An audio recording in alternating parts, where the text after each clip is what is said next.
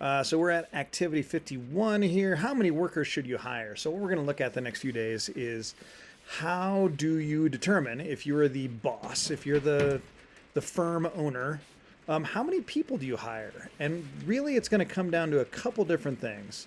Thing number one is how productive are your workers? Can they make a lot of stuff? And the second thing is that thing you're selling, how much are you selling it for? So let's get to it. So we've got a little chart here to start with. And actually, this kind of exists down below too. Basically saying if I've got one worker working for me, I am going to make 20 yo-yos. Okay, and yo-yos are my game. So I can make 20 yo-yos. If I have two workers, I can make 50. If I have three workers, I can make 70, etc. And what you can see is we can get some marginal analysis here. So I add that second worker, and I'm going to get 30 yo-yos. That's pretty good. So we have this increase and then decrease, actually increase here, decrease. This is that law of diminishing marginal returns. If I throw more people at the problem, it just gets more expensive and they're not going to give me that much anyway. All right, so let's scroll down a bit. So here's our deal. We're going to sell this thing for $2 each. We're selling our yo-yos for $2.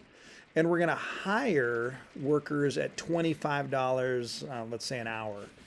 It's a, pretty good gig. So we have our chart here. It looks kind of familiar. So if I go from 0 workers to 1 worker, I go from having 0 yo-yos, because if I got no employees, I got no yo-yos, to 20 employees. And that gives us an increase of 20. Hey, look at that.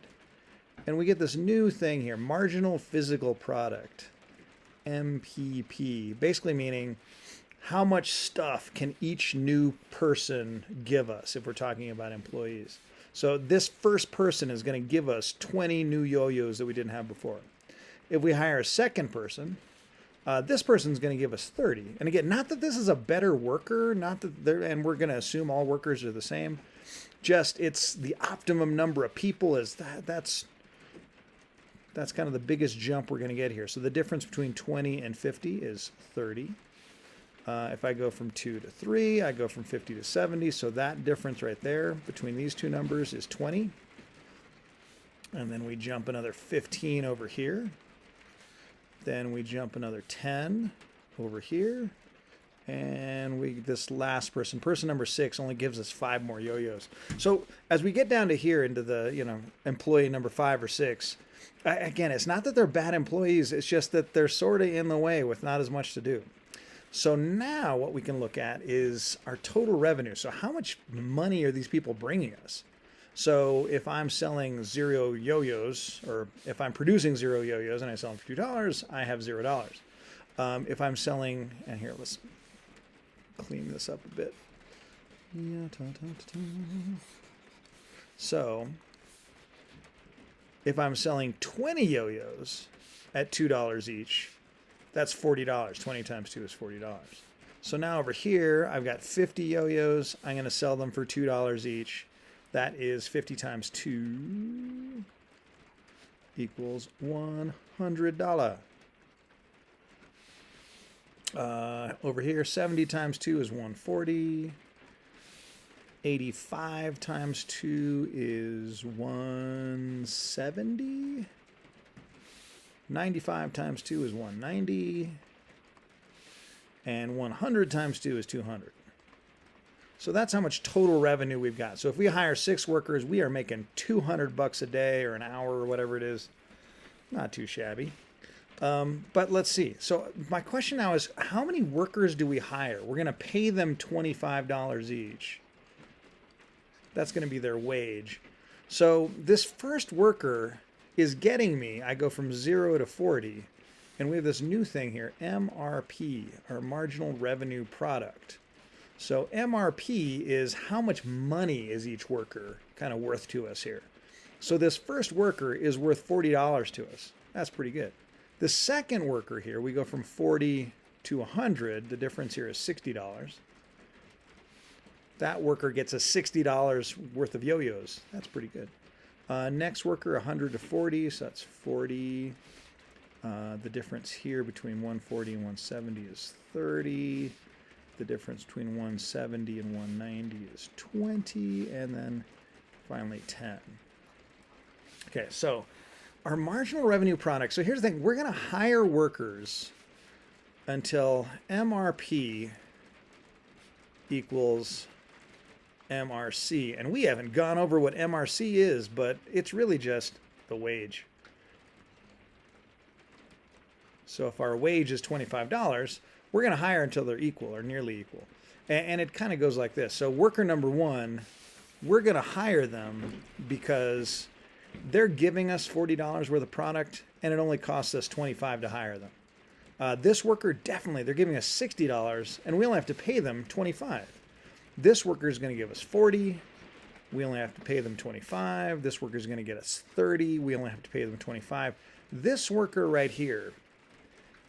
So think to yourself, do I pay this person $25 if they're only giving me $25? They're only giving me $20, and the answer is no.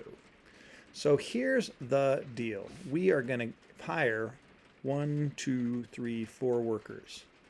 So we're going to hire 4 of these people. 1, 2, 3, 4. We're not going to hire number 5. We're not going to hire number 6. So that answers a couple. We can answer some questions down here now that we got these numbers. So let's get to it. So as the number of extra yo-yos produced, or why does the number of extra yo-yos produced decrease as more workers are hired? Again, that is our diminishing marginal returns. You can throw more money at the problem, but it's going to get you less and less, kind of the more productivity or the more product you get. So we figured this one out. If the wage is $25 a day, we're going to hire 4. Because that's where MRP is equal to MRC. Okay, our wage is equal to that.